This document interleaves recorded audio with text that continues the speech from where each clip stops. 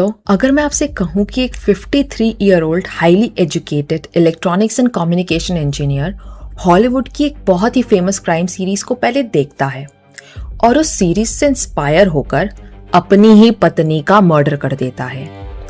ये किसी Netflix movie की स्क्रिप्ट नहीं है, बल्कि दिल्ली के शादरा की एक ऐसी खौफनाक कहानी है जिसका इन्वेस्टिगेशन पूरे देश में एक डिस्कशन का एक हॉट टॉपिक बन गया है। एक ऐसा आदमी जिसने सोचा कि वो फॉरेंसिक साइंस को उल्लू बना देगा। एक ऐसा पति जिसने असली मर्डर वेपन को छुपा दिया और पुलिस को गुमराह करने के लिए एक दूसरी खून से सनी सिजर क्राइम सीन पर छोड़ दिया। और एक ऐसी भागने की कहानी जो खत्म होती है 12.75 लाख कैश के साथ एक रेलवे स्टेशन पर। आज की वीडियो में हम डीकोड करेंगे कमल सिंह की इस चिलिंग कहानी को, कैसे एक हॉलीवुड क्राइम सीरीज उसकी मर्डर प्लानिंग का हिस्सा बनी। वीडियो को आखिरी तक जरूर देखना, क्योंकि आखिर में जो ट्विस्ट आया वो इस इंजीनियर ने भी नहीं सोचा था।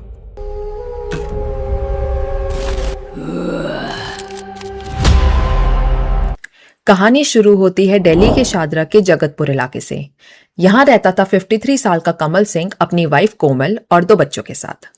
कमल एक इंजीनियर था और फ्रीलांस एसएपी सॉफ्टवेयर कंसल्टेंट की तरह वो काम करता था। दिमाग से बहुत तेज, पर गुस्सा उससे भी ज्यादा डेंजरस। घर में सब कुछ ठीक नहीं था। इस परिवार में एक लंबे समय से प्रॉपर्टी डिस्प्यूट चल रहा था। रोज सुबह की शुरुआत झगड़े से ही होती थी। 30 जुलाई 2026 की सुबह भी वही हुआ। सुबह करीब 9:30 बजे बेटा गौरव मम्मी पापा के बीच प्रॉपर्टी को लेकर आर्ग्यूमेंट देखता है। थोड़ी देर बाद गौरव नोएडा की लाइब्रेरी के लिए निकल गया और करीब 10:30 बजे बेटी गौरिका भी अपने काम के लिए घर से बाहर चली गई। उन्हें नहीं पता था कि जब वो शाम को लौटेंगे तो उनका परिवार पूरी तरह से तबाह हो चुका होगा। जैसे ही बच्चे घर से गए, कमल और कोमल के बीच में प्रॉपर्टी को लेकर झगड़ा बहुत ही ज्यादा बढ़ गया। और ये गुस्सा अचानक नहीं था, ये एक प्लान साजिश थी। कमल ने पहले से ही हरिनगर मार्केट से एक नई शार्प सीजर खरीद कर छुपा रखी थी। गुस्से में उसने अपनी पत्नी कोमल पर उसी सीजर से नेक और बैक पर लगातार कई बार स्टैब किया, जिससे कोमल की मौत हो गई। अब यहाँ से शुरू होता है इस कहानी का सबसे अजीब पार्ट। नॉर्मल क्रिमिनल घबरा जाता, पर कमल एक सॉफ्टवेयर कंसल्टेंट था और उसने हॉलीवुड की एक मशहूर क्राइम सीरीज द स्टेयरकेस देखी थी। उस सीरीज से इंस्पायर होकर उसने सोचा कि अगर वो असली मर्डर वेपन को गायब कर देगा तो पुलिस और फॉरेंसिक टीम उसे कभी पकड़ ही नहीं पाएगी। इसीलिए उसने क्या किया, उसने उस नई सीजर को, जो मेन वेपन था, उसको एक बैग के अंदर छुपा दिया ताकि उसे बाद में डिस्ट्रॉय कर सके। और पुलिस को भटकाने के लिए उसने घर में पड़ी एक दूसरी खून से सनी हुई सीजर को ड्राइंग रूम के सोफे के पास सेंटर टेबल पर रख दिया। वो सोच रहा था कि जब फॉरेंसिक टीम आएगी तो वो इस फेक सीजर को असली वेपन समझ लेगी। जब वूंड्स और सीजर की धार मैच नहीं करेगी तो इन्वेस्टिगेशन भटक जाएगी और पुलिस सोचेगी कि शायद किसी तीसरे बंदे ने घर में आकर मर्डर किया है। पर उसे नहीं पता था कि बाहर लगे सीसीटीवी कैमरास ने उसे बैग लेकर निकलते हुए ऑलरेडी कैप्चर कर लिया था। घर को लॉक करके कमल वहां से निकल पड़ता है। उसे पता था कि लंबे समय तक भागने के लिए उसे मोटा पैसा चाहिए होगा, इसलिए वो सीधा बैंक और एटीएम्स जाता है और करीब 7 लाख रुपीस कैश निकालता है। बाकी की सेविंग्स मिलाकर उसके बैग में टोटल 12.75 लाख कैश हो जाता है। वो अपनी स्कूटर पर निकलता है और उसका पहला प्लान होता है कि दिल्ली से सीधा गोरखपुर जाना और वहां से बॉर्डर क्रॉस करके नेपाल भाग जाना।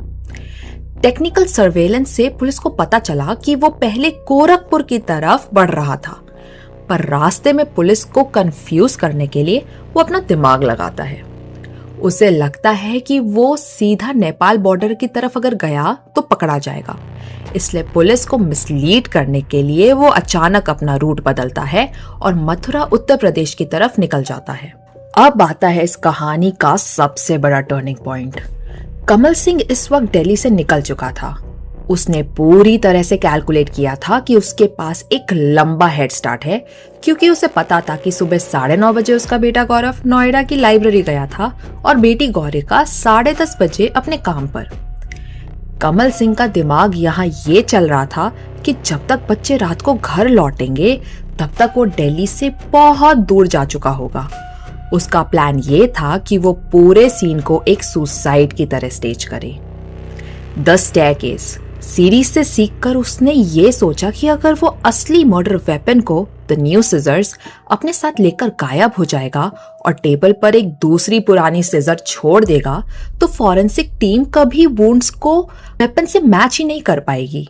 उसे लगा कि इस वेपन मैनिपुलेशन से सब कंफ्यूज हो जाएंगे और उसे लगा कि जब तक पुलिस वो सच का पता लगाएंगी तब तक वो ऑलरेडी बॉर्डर क्रॉस कर चुका होगा। रात के ठीक 9:15 बजे बेटा गौरव परेशान होकर घर लौटता है क्योंकि दिन भर से माँ उसका फोन नहीं उठा रही थी। वो अपनी चाबी से दरवाजा खोलता है और सामने का नजारा देखकर उसके होश उड़ जाते हैं। ड्राइंग रूम के सोफे के फर्श पर उसकी माँ की लाइफलेस बॉडी पड़ी थी और पास ही टेबल पर एक खून से सनी हुई सिजर रखी हुई थी। कमल का ये सुसाइड का मास्टर प्लान पहले ही मिनट में फेल हो गया। एक तो कोमल के नेक और बैक दोनों पर स्टैब वुंड्स थे जो कि कोई खुद से नहीं कर सकता, और दूसरा गौरव को सुबह का वो प्रॉपर्टी वाला भयानक झगड़ा अच्छे से याद था।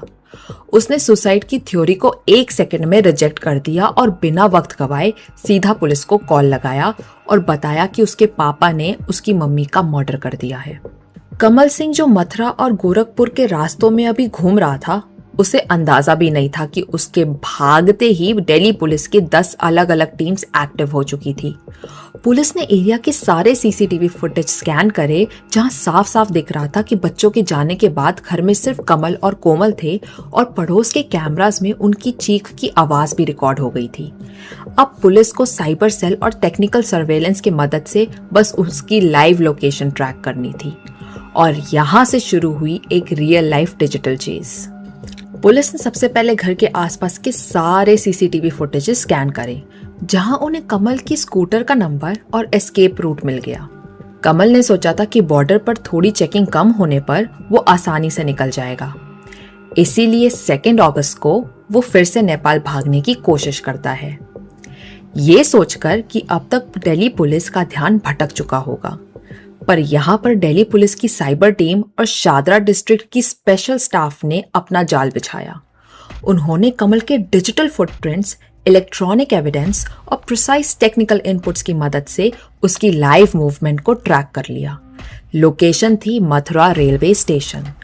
कमल को लग रहा था कि वो पुलिस से 2 कदम आगे है और आराम से 12.75 लाख कैश बैग में लेकर ट्रेन पकड़ने जा रहा था। पर जैसे ही वो स्टेशन के पास पहुंचा तभी अचानक नॉर्मल कपड़ों में दिल्ली पुलिस के जवान आते हैं और उसे चारों तरफ से घेर लेते हैं। Game over. दोस्तों, कमल सिंह को अरेस्ट कर लिया गया है और उसके पास से सारा कैश और उसका स्कूटर भी कलेक्ट कर लिया गया है। इस खौफनाक केस ने एक बात तो बिल्कुल साफ कर दी, आप चाहे किसी हॉलीवुड वेब सीरीज से ब्लूप्रिंट चुरा लो या फॉरेंसिक साइंस को उल्लू बनाने की कोशिश कर लो, कानून के हाथ हमेशा 2 कदम आगे रहते हैं। एक हाईली एजुकेटेड फ्रीलांस इंजीनियर आज जेल के सलाखों के पीछे है सिर्फ अपने गुस्से, लालच और ओवर स्मार्टनेस की वजह से। लेकिन यहाँ पर एक बड़ा सवाल खड़ा होता है, क्या ऐसी वेब सीरीज लोगों को सिर्फ एंटरटेन कर रही है या फिर एक क्रिमिनल दिमाग को परफेक्ट क्राइम का ब्लूप्रिंट दे रही हैं? आपको क्या लगता है? अपने थॉट्स मुझे कमेंट सेक्शन में जरूर बताएं and don't forget to subscribe creamy tales.